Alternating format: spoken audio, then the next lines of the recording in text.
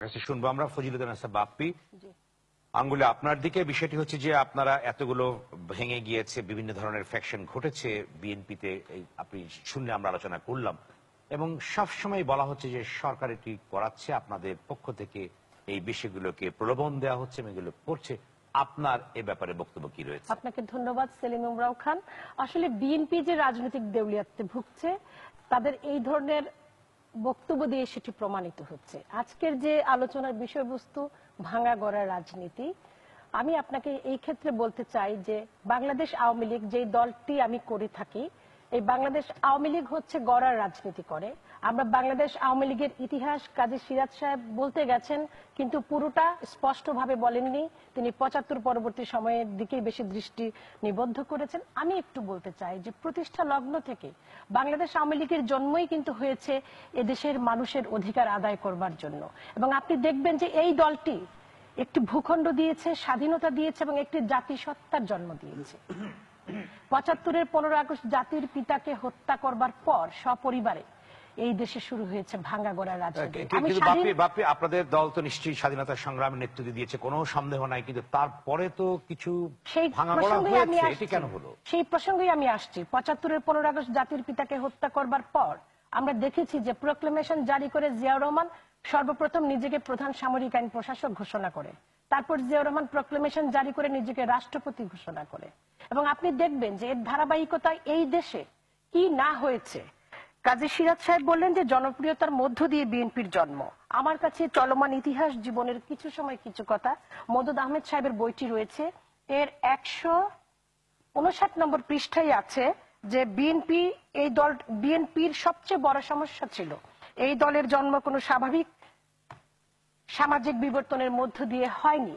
১৬০ নম্বর পৃষ্ঠায় মদদ সাহেব বলছেন বিএনপির জন্ম হয়েছিল ক্ষমতার কেন্দ্রবিন্দু থেকে।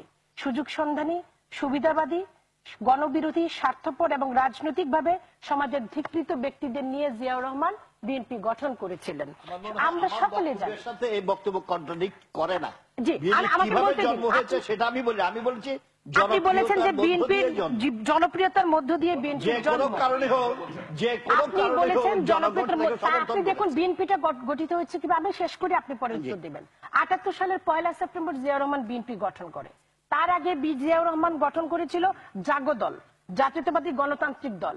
এবং সেটা আপনি দেখবেন যে ৭৮ সালের মে মাসে জাগো দলকে উনি বন্ধ করে দিয়ে তিনি জিয়াউর রহমান আবার গঠন করলেন কি জাগো দল রূপান্তরিত হলো জাতীয়তাবাদী ফ্রন্টে। এবং সেখানে কাদেরকে নিলেন তিনি? দেখা যায় যে ন্যাপ ভাসানী, ইউপিপি, মুসলিম লীগ, লেবার পার্টি এবং তফসিলি জাতীয় ফেডারেশনের।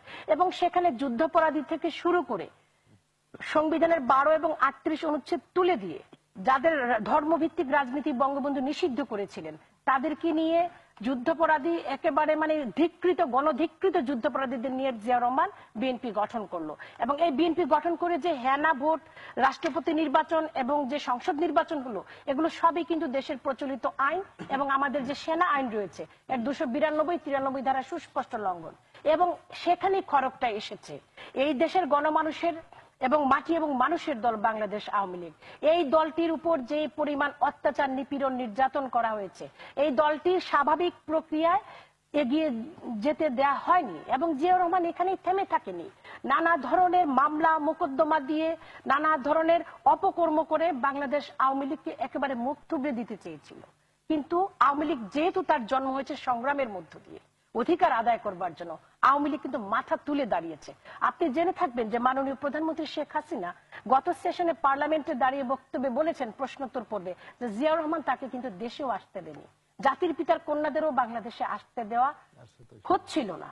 এবং পরবর্তীতে অনেক কষ্ট করে বাংলাদেশ আওয়ামী লীগের নেতারা যখন মাননীয় প্রধানমন্ত্রীকে সভানেত্রী নির্বাচিত করলেন তখন তিনি আসতে সমর্থ হয়েছিলেন এদেশের গণমানুষের দাবির প্রেক্ষিতে। তো আমি যেই কথাটি বলছিলাম যে বিএনপির দেখুন আপনি যে বিএনপির সর্বশেষ কাউন্সিল হয়েছে, শেষ করছি আমি একদম ১ মিনিট, ২০০৮ সালে বিএনপির সর্বশেষ কাউন্সিল হয়েছে। এবং আমরা জানি যে ২০০৮ সালে ৯ কাউন্সিল আছে। এরপর যে ২০১৬ এর মধ্যে কিন্তু ২টা কাউন্সিল হয়ে যাওয়ার কথা, ওনারা একটা কাউন্সিলও করতে পারেনি। এবং আজ পর্যন্ত দেখবেন যে বিএনপির কোনো মহাসচিব নেই। খন্দকার দেলাওয়ার হোসেন ২০১১ সালে মারা গেছেন। আবার শুনবো আপনার কাছে, আমাদের সময় বাপ্পি, আপনি বলুন যে যেটি কাজী সিরাজ বললেন যে বিএনপি আওয়ামী লীগ একই ধরনের, আসলে গঠনতন্ত্রে আপনারা এবং বিএনপি কোন পর্যায়ে আছে?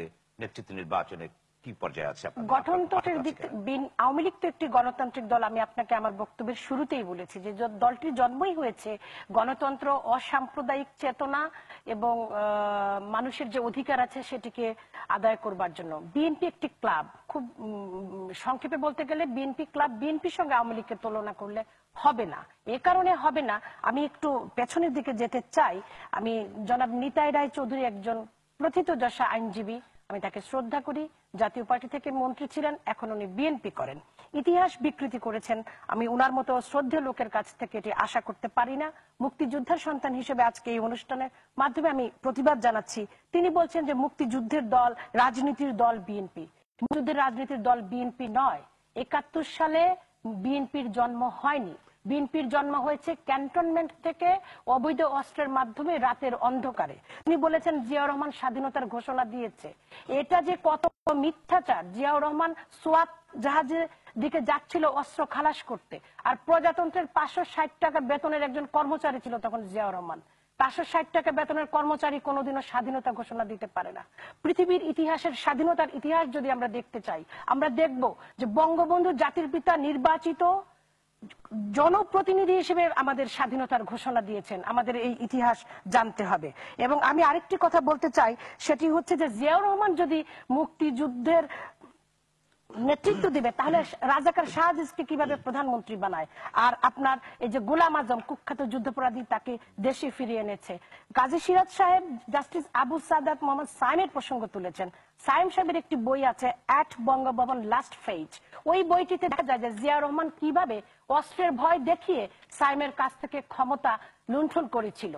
এবং উনি সামরিক আইন কে আগে জারি করেছে, কে ইনহেরিট করেছে, এটা বলে কি লেজিটিমেট করতে চাচ্ছেন আমি জানি না।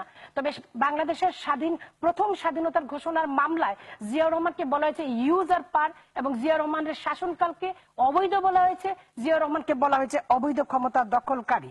এবং নিতাই রায় চৌধুরী, যিনি এদের গয়েশ্বর সাহেবের বেয়াই, আমি জানি তাদের ব্যক্তিগত সম্পর্ক রয়েছে, ওনারা যখন মুক্তিযুদ্ধ নিয়ে এই ধরনের বিকৃতচারণ করেন তখন আমাদের কিন্তু হৃদয়ে রক্তক্ষরণ হয়। শুনেছি, সত্য মিথ্যা জানি না, আপনি ভালো জানবেন আর কি। তবে একটি আমি এখানে তথ্য দিতে চাই, সেটি হচ্ছে এরশাদ সাহেবের 9 বছরের শাসনামলে 124 জন মন্ত্রীর মধ্যে 109 জন কিন্তু এখন বিএনপি করে। এই তথ্যটি আমি জানি না আপনারা জানেন কিনা। আর জিয়াউর রহমান সংবিধানের 7ম তফসিলে ইন্ডেমনিটি অর্ডিন্যান্স সংযুক্ত করেছে জিয়াউর রহমান, এবং বঙ্গবন্ধুর খুনিদের পুরস্কৃত করেছে। জিয়াউর রহমান বঙ্গবন্ধুর খুনিদের পুনর্বাসন করেছে। এবং আপনি শুধু ছোট্ট একটি উদাহরণ দিব, আমি দুঃখের সঙ্গে বলতে চাই, যেটি নিতাই রায় চৌধুরী বললেন যে শেখ সাহেব কারাগারে চলে গেছেন। আপনি নিশ্চয়ই জাতির পিতার ইতিহাস জানেন। জাতির পিতা তার জীবনের, সোনালী জীবনের 14 বছর কারাগারের অন্ধকার প্রকোষ্ঠে ছিলেন। মুক্তিযুদ্ধের সময় জাতির পিতাকে হত্যা করে কবর দেওয়া হবে, কবর করা হয়েছিল পাকিস্তানের কারাগারে। এবং আমি একটু এখানে উল্লেখ করতে চাই, আমেরিকার একজন বিখ্যাত জার্নালিস্ট লরেন্স লিফসুলস, এবং উনি একজন ভালো রাইটার, ওনার একটি বক্তব্য আমি বলতে চাই। উনি বলেছিলেন যে Ziaur Rahman was passively involved in the assassination of the killing of Bangabandhu Sheikh Mujibur Rahman. Nitai দাকে আমি সবসময় শ্রদ্ধা করি, ওনার কথা বলার ঢং এবং সবকিছু অত্যন্ত পছন্দনীয় এবং খুবই শোভনভাবে বলেন। কিন্তু উনি বাকশাল নিয়ে যে কথাগুলো বললেন আমাকে একটু প্রতিবাদ করতেই হচ্ছে, এবং সত্যের কারণে সত্যটিকে জানাবার জন্য বাকশাল একটি কর্মসূচি, এবং এটি কিন্তু মহান সংসদ থেকে গৃহীত একটি কর্মসূচি।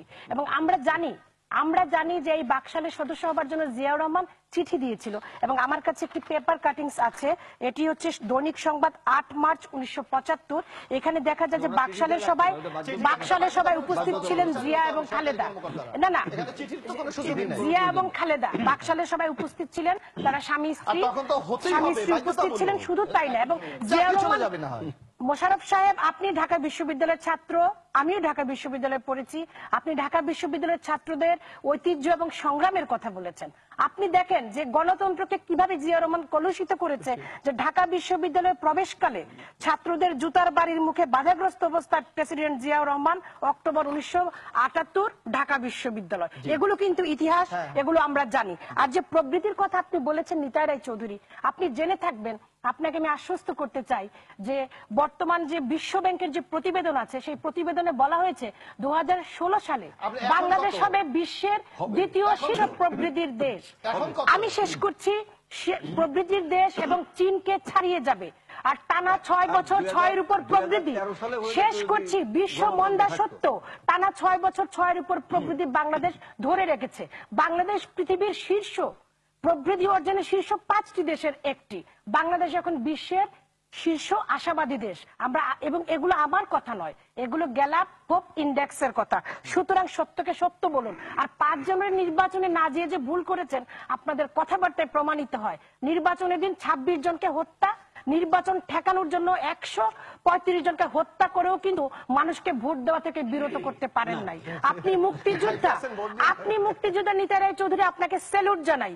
কিন্তু আরো স্যালুট জানাবো যদি আপনি বেগম জিয়া এবং আপনার বেয়াই গয়েশ্বর রায়ের ওই যে আমাদের বুদ্ধিজীবী এবং শহীদের সংখ্যা নিয়ে যে বিতর্ক করেছে, অবমাননা করেছে, অসম্মান করেছে, একজন মানুষ হিসেবে, আইনজীবী হিসেবে, এই সমাজের একজন নাগরিক হিসেবে, জনপ্রতিনিধি হিসেবে আপনি যদি প্রতিবাদ করেন।